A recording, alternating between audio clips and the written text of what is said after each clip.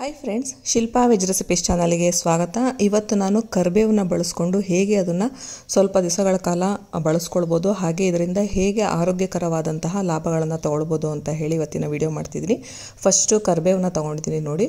ಇದು ಮನೆಯಲ್ಲೇ ಬೆಳೆದಿರುವಂತಹ ಕರಿಬೇವು. ಇದು ಯಾವುದೇ ರೀತಿ ಕೆಮಿಕಲ್ಸ್ ಆಗಲಿ ಯಾವುದನ್ನು ಕೂಡ ಹಾಕಿಲ್ಲ. ಇನ್ನು ಕರಿಬೇವನ್ನ ನಾವು ನೆರಳಲ್ಲೇ ಒಣಗಿಸ್ಬೇಕು. 2 ರಿಂದ 3 ದಿವಸಗಳ ಕಾಲ ಮನೆಯಲ್ಲೇ ಈ ರೀತಿ ತೊಳೆದ್ಬಿಟ್ಟು ನೀಟಾಗಿ ನೀರೆಲ್ಲ ಆವಿ ಆದಮೇಲೆ ಈ ಥರ ಹರಡ್ಬಿಟ್ಟಿಟ್ರೆ ಪೇಪರ್ನಲ್ಲಿ 2 ದಿವಸದಲ್ಲೇ ಒಣಗಿಬಿಡುತ್ತೆ. ಕಂಪ್ಲೀಟಾಗಿ ಸ್ಪ್ರೆಡ್ ಮಾಡಬೇಕು.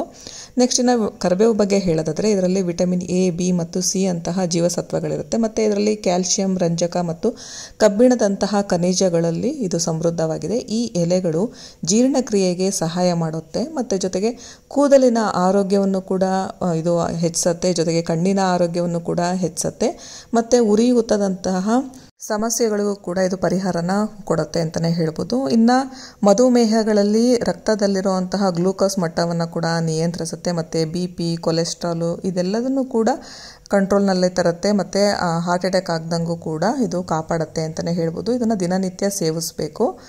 ಅದನ್ನು ಹೇಗೆ ಸೇವಿಸೋದು ಅಂತ ಹೇಳಿ ಇವತ್ತಿನ ವಿಡಿಯೋ ಮಾಡ್ತಾ ಇದ್ದೀನಿ. ಇನ್ನು ನೋಡ್ತಾ ಇರ್ಬೋದು, ಕರಿಬೇವೆಲ್ಲ 1-2 ದಿವಸ ಆದಮೇಲೆ ಈ ರೀತಿ ಆಗಿದೆ. ಈಗ ನೆಕ್ಸ್ಟು ಕರಿಬೇವನ್ನೆಲ್ಲ ಈ ಕಡ್ಡಿಯಿಂದ ಬಿಡಿಸ್ಕೊಳ್ಬೇಕು. ಬರೀ ಎಲೆಗಳನ್ನು ಮಾತ್ರ ತಗೊಳ್ಬೇಕು. ಮತ್ತು ಈ ಎಲೆಗಳನ್ನು ಕೂಡ ಅಷ್ಟೇ ಸ್ವಲ್ಪ ಗರಿಗರಿ ಆಗಲ್ಲಿವರೆಗೆ ಕೈಯಲ್ಲಿ ನಾವು ಮುಟ್ಟಿದ್ರೆ ಅದು ಒಂಥರ ಪೀಸ್ ಥರ ಆಗಬೇಕು. ಅಲ್ಲಿವರೆಗೆ ನಾವು ಮತ್ತೆ ನೆರಳಲ್ಲೇ ಒಣಗಿಸ್ಕೋಬೇಕು. 1 ದಿವಸದಲ್ಲೇ ಒಣಗುತ್ತೆ ಬೇಸಿಗೆ ಕಾಲ ಆದರೆ. ಇನ್ ಕೇಸ್ ಮಳೆಗಾಲ ಎಲ್ಲ ಇತ್ತು ಅನ್ನೋದಾದರೆ 2 ಡೇಸ್ ಅಥವಾ 3 ಡೇಸ್ ಆಗುತ್ತೆ ಅಂತಲೇ ಹೇಳ್ಬೋದು. ನಿಮಗೇನಾದರೂ ಹಸಿ ಕರಿಬೇವು ದಿನ ಸಿಗುತ್ತೆ ಅನ್ನೋದಾದರೆ ಹಸಿ ಕರಿಬೇವನ್ನ 5 ರಿಂದ 6 ಹಸಿ ಕರಿಬೇವು ಎಲೆಗಳನ್ನು ತೊಗೊಂಡು ಅದಕ್ಕೆ ಅರ್ಧ ಸ್ಪೂನ್ನಷ್ಟು ಜೀರಿಗೆನ ಹಾಕ್ಕೊಂಡು ಅದನ್ನು ದಿನನಿತ್ಯ ಬೆಳಗ್ಗೆ ಖಾಲಿ ಹೊಟ್ಟೆಯಲ್ಲಿ ಸೇವಿಸೋದ್ರಿಂದ ಕೂಡ ಅಷ್ಟೇ ಮಧುಮೇಹನ ಕಂಟ್ರೋಲ್ ಮಾಡ್ಬೋದು, BP ಕೂಡ ಕಂಟ್ರೋಲ್ ಮಾಡ್ಕೊಳ್ಬೋದು. ಈಗ ಎಲೆಗಳನ್ನೆಲ್ಲ ಕಡ್ಡಿಯಿಂದ ಬಿಡಿಸಾಗಿದೆ. ಈಗ ಮತ್ತೆ ಪೇಪರ್ ಮೇಲೆ ಇದೇ ರೀತಿ ಹರಡ್ತಾ ಇದ್ದೀನಿ. ನೋಡ್ತಾ ಇರ್ಬೋದು ಎಷ್ಟು ಹಸಿರಾಗೆ ಇದೆ ಅಂತ ಒಣಗಿದ ಮೇಲೂ ಕೂಡ. ಹಾಗಾಗಿ ನೆರಳಲ್ಲೇ ಒಣಗಿಸ್ಬೇಕು. ಬಿಸಿಲಲ್ಲಿ ಒಣಗಿಸಿದ್ರೆ ಕಪ್ಪಾಗ್ಬಿಡುತ್ತೆ ಮತ್ತು ಇದರಲ್ಲಿರೋವಂತಹ ಜೀವಸತ್ವಗಳು, ಪೋಷಕಾಂಶಗಳೆಲ್ಲ ಕೂಡ ನಾಶ ಆಗುತ್ತೆ ಅಂತಲೇ ಹೇಳ್ಬೋದು. ಹಾಗಾಗಿ ನೆರಳಲ್ಲೇ ಒಣಗಿಸಿ ಇದರ ಬೆನಿಫಿಟ್ಸ್ನ ತಗೊಳ್ಳಿ.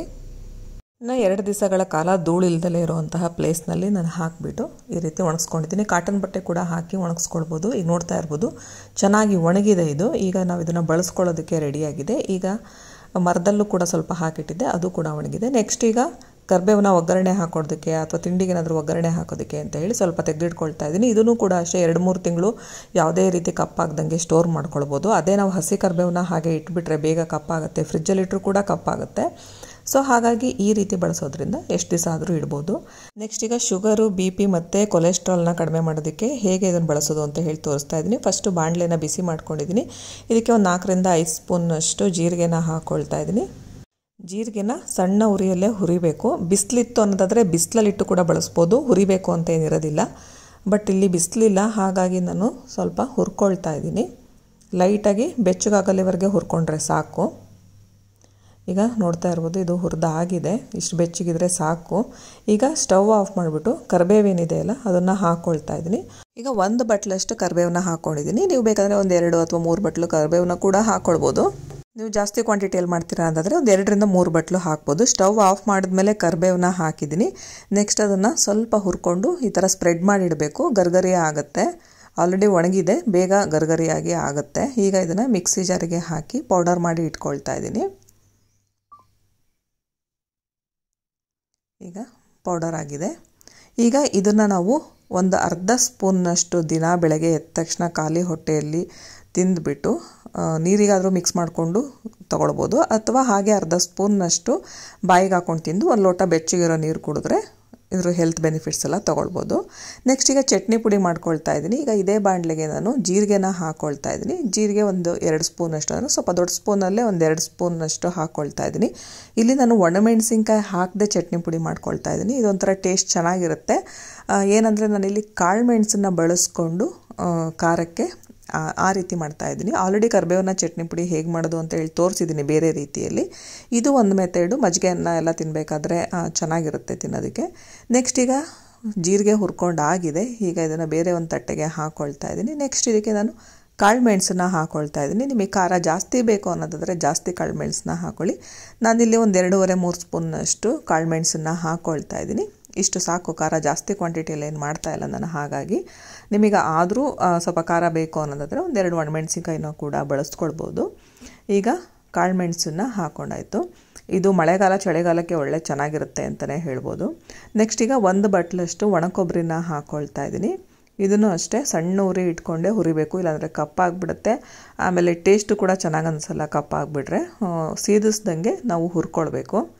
ಈಗ ನೋಡ್ತಾ ಇರ್ಬೋದು ಒಣ ಕೊಬ್ಬರಿ ಕೂಡ ಸ್ವಲ್ಪ ಗರ್ಗರಿಯಾಗಿ ಹುರ್ಕೊಂಡಿದೆ. ಈಗ ಇದನ್ನು ಕೂಡ ತಟ್ಟೆಗೆ ಹಾಕಿ ಇಟ್ಕೊಳ್ತಾ ಇದ್ದೀನಿ. ನೆಕ್ಸ್ಟ್ ಈಗ ಇದಕ್ಕೆ ಸ್ವಲ್ಪ ಹುಣಸೆ ಹಣ್ಣನ್ನು ಹಾಕ್ಕೊಳ್ತಾ ಇದ್ದೀನಿ. ಹುಣಸೆ ಹಣ್ಣು ಹಾಕೋದ್ರಿಂದ ಕೂಡ ಅಷ್ಟು ಒಳ್ಳೆ ಟೇಸ್ಟ್ ಬರುತ್ತೆ. ಇದನ್ನು ನೀವು ಜೀರಿಗೆ ಹುರ್ಕೊಳ್ಬೇಕಾದ್ರೂ ಕೂಡ ಹಾಕ್ಕೊಳ್ಬೋದು. ನೆಕ್ಸ್ಟ್ ಈಗ ಇದಕ್ಕೆ 1 ಸ್ಪೂನ್ನಷ್ಟು ಎಣ್ಣೆ ಹಾಕ್ಕೊಳ್ತಾ ಇದ್ದೀನಿ. ಎಣ್ಣೆ ಹಾಕಿ ಈಗ ನಾನು ಕರಿಬೇವನ್ನ ಹಾಕ್ಕೊಳ್ತಾ ಇದ್ದೀನಿ. 3 ರಿಂದ 4 ಬಟ್ಲಷ್ಟು ಕರಿಬೇವನ್ನ ತಗೊಳ್ತಾ ಇದ್ದೀನಿ. ಈ ಕರಿಬೇವಿಗೆ ಎಣ್ಣೆ ಹಿಡಿಬೇಕು, ಹಾಗಾಗಿ ಇದನ್ನು ಹಾಕಿ ಸ್ವಲ್ಪ ಹುರ್ಕೊಳ್ತಾ ಇರೋದು, ಅವಾಗ ಟೇಸ್ಟ್ ಚೆನ್ನಾಗಿ ಬರುತ್ತೆ. ನಾವಿಲ್ಲಿ ಕೊಬ್ಬರಿ ಎಣ್ಣೆ ಅಥವಾ ಗಾಣದ ಶೇಂಗಾ ಎಣ್ಣೆನ ಬಳಸ್ಕೊಂಡು ಮಾಡ್ಕೊಳ್ಬೋದು. ಆರೋಗ್ಯವಾಗಿ ನಾವು ರುಚಿಯಾಗೂ ಕೂಡ ತಿನ್ಕೊಳ್ಬೋದು. ಈಗ ಕರಿಬೇವನ್ನ ಎಣ್ಣೆ ಎಲ್ಲ ಕಂಪ್ಲೀಟ್ ಹೀರ್ಕೊಳ್ಬೇಕು. ಈಗ ಕರಿಬೇವಿಗೆ ಎಣ್ಣೆ ಹತ್ತಿದ್ರೆ ಟೇಸ್ಟು ಚೆನ್ನಾಗಾಗುತ್ತೆ ಮತ್ತು ಗರ್ಗರಿಯಾಗೂ ಕೂಡ ಆಗುತ್ತೆ ಕರಿಬೇವು. ಸಣ್ಣ ಉರಿಯಲ್ಲೇ ನಾವು ಇದನ್ನು ಈ ಥರ ಹುರ್ಕೊಳ್ಬೇಕು. ಕಪ್ಪು ಕೂಡ ಮಾಡ್ಕೊಳ್ಬಾರ್ದು. ಆ ರೀತಿ ನೋಡಿಕೊಂಡು ನಿಮ್ಮ ಸ್ಟವ್ಗಳಲ್ಲಿ ಯಾವುದು ಲೋ ಫ್ಲೇಮ್ ಇರುತ್ತಲ್ಲ ಅದರಲ್ಲಿ ಇಟ್ಕೊಂಡು ಈ ಬಾಣಲೆನ ನೀವು ಹುರಿರಿ. ನೆಕ್ಸ್ಟ್ ಇಲ್ಲಿ ಕರಿಬೇವೆಲ್ಲ ಹುರಿದಾಗಿದೆ. ನಂತರ ಸ್ಟವ್ ಆಫ್ ಮಾಡಿಬಿಟ್ಟು ಹುರಿದಿಟ್ಕೊಂಡಿದ್ನಲ್ಲ ಒಣ ಕೊಬ್ಬರಿ, ಜೀರಿಗೆ, ಕಾಳುಮೆಣಸು ಅದನ್ನು ಕೂಡ ಹಾಕ್ಕೊಳ್ತಾ ಇದ್ದೀನಿ. ಈ ಬಾಣಲೆ ಏನಿದೆಯಲ್ಲ ಇದು ಕಂಪ್ಲೀಟ್ ತಣ್ಣಗಾಗೋ ತನಕ ಹಾಗೆ ಬಿಟ್ಬಿಡಬೇಕು. ಇದರಲ್ಲೇ ಆ ಬಿಸಿಗೇನೆ, ಆ ಶಾಖಕ್ಕೇನೆ ಇದು ಎಲ್ಲ ಕೂಡ ಒಣ ಕೊಬ್ಬರಿ ಆಗಿರ್ಬೋದು, ಕರಿಬೇವಾಗಿರ್ಬೋದು ಚೆನ್ನಾಗಿ ಗರ್ಗರಿಯಾಗಿ ಆಗುತ್ತೆ. ನೀವು ಬೇಕು ಅನ್ನೋದಾದರೆ ಇಲ್ಲಿ ಬೆಳ್ಳುಳ್ಳಿನೂ ಕೂಡ ಹಾಕ್ಕೊಳ್ಬಹುದು. ನೆಕ್ಸ್ಟ್ ಇದು ಕಂಪ್ಲೀಟ್ ತಣ್ಣಗಾಗೋ ತನಕ ಬಿಡಬೇಕು. ಈಗ ಮಿಕ್ಸಿ ಜಾರಿಗೆ ಹಾಕ್ಕೊಳ್ತಾ ಇದ್ದೀನಿ. ನಾನು ಏನು ಫಸ್ಟು ಕರಿಬೇವು ಜೀರಿಗೆ ಪುಡಿ ಮಾಡ್ಕೊಂಡಿದ್ದು ಅದೇ ಮಿಕ್ಸಿ ಜಾರಿಗೆ ಹಾಕ್ಕೊಳ್ತಾ ಇದ್ದೀನಿ. ಒಂದು ಸಲ ಕರಿಬೇವು ಸಿಕ್ಕಾಗ ಅಷ್ಟನ್ನು ಕೂಡ ಒಂದೇ ಸಲ ಮಾಡಿ ಇಟ್ಕೊಂಡ್ಬಿಡ್ತೀನಿ. ಈಗ ಫಸ್ಟು ಒಂದು ಅರ್ಧದಷ್ಟು ಹಾಕಿ ಪೌಡರ್ ಮಾಡ್ಕೊಂಡಿದ್ದೀನಿ. ಈಗ ಇದಕ್ಕೇ ಇನ್ನು ಉಳಿದಿದ್ದನ್ನು ಕೂಡ ಹಾಕ್ಕೊಳ್ತಾ ಇದ್ದೀನಿ.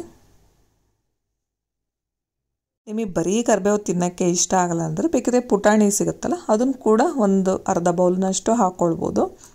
ನೆಕ್ಸ್ಟ್ ಈಗ ಇದೇ ಥರ ಒಂದು ಸಲ ಪುಡಿ ಮಾಡ್ಕೊಂಡಾದ್ಮೇಲೆ ಇನ್ನು ಉಳಿದಿರೋ ಅಷ್ಟು ಕೊನೆಯಲ್ಲಿ ಲಾಸ್ಟ್ ರೌಂಡಿಗೆ ಅಷ್ಟನ್ನು ಕೂಡ ಹಾಕಿ ಈಗ ನೈಸಾಗಿ ಪುಡಿ ಮಾಡ್ಕೊಳ್ತಾ ಇದ್ದೀನಿ. ಈಗ ಇದನ್ನು ಪುಡಿ ಮಾಡ್ಕೊಳ್ತಾ ಇದ್ದೀನಿ. ಈಗ ಪುಡಿ ಆದಮೇಲೆ ನೆಕ್ಸ್ಟ್ ಇದಕ್ಕೆ ನಾನು ಉಪ್ಪು ಹಾಕಿರಲಿಲ್ಲ, ಯಾಕಂದರೆ ಅಳತೆ ಗೊತ್ತಾಗಲ್ಲ ಅಂತ ಹೇಳಿ ಉಪ್ಪು ಮತ್ತು ಸ್ವಲ್ಪ ಬೆಲ್ಲನ ಹಾಕಿ ಮತ್ತೆ ಪುಡಿ ಮಾಡ್ಕೊಂಡಿದ್ದೀನಿ. ಸ್ವಲ್ಪ ಟೇಸ್ಟ್ ನೋಡಿಕೊಂಡು ಉಪ್ಪು ಮತ್ತು ಬೆಲ್ಲ ಬೇಕು ಅನ್ನೋದಾದರೆ ಮತ್ತೆ ಹಾಕ್ಕೊಂಡು ಮತ್ತೆ ಪುಡಿ ಮಾಡ್ಕೊಳ್ಬೋದು. ನಾನಿಲ್ಲಿ ಮತ್ತೆ ಸ್ವಲ್ಪ ಬೆಲ್ಲ ಹಾಕಿ ಪುಡಿ ಮಾಡಿ ಈಗ ಬೇರೆ ಬೌಲಿಗೆ ಹಾಕ್ಕೊಳ್ತಾ ಇದ್ದೀನಿ. ಇದನ್ನು ಏರ್ ಟೈಟ್ ಬಾಕ್ಸಿಗೆ ಹಾಕಿಟ್ಕೊಂಡ್ರೆ ಸುಮಾರು 1-2 ತಿಂಗಳ ಕಾಲ ಇಟ್ಕೊಳ್ಬೋದು. ಫ್ರಿಜ್ಜಲ್ಲಿ ಇಟ್ಕೊಂಡ್ರೆ 3 ರಿಂದ 4 ತಿಂಗಳು ಕೂಡ ಬಳಸ್ಕೊಳ್ಬೋದು. ಹೀಗೆ ನೀವು ಕೂಡ ಕರಿಬೇವು ಸಿಕ್ಕಾಗ ಈ ರೆಸಿಪಿಗಳನ್ನೆಲ್ಲ ಟ್ರೈ ಮಾಡಿ. ನಿಮಗೆಲ್ಲ ಈ ವಿಡಿಯೋ ಇಷ್ಟ ಆದರೆ ಲೈಕ್ ಮಾಡಿ, ಶೇರ್ ಮಾಡಿ ಹಾಗೂ ಸಬ್ಸ್ಕ್ರೈಬ್ ಮಾಡಿ. Thank you friends.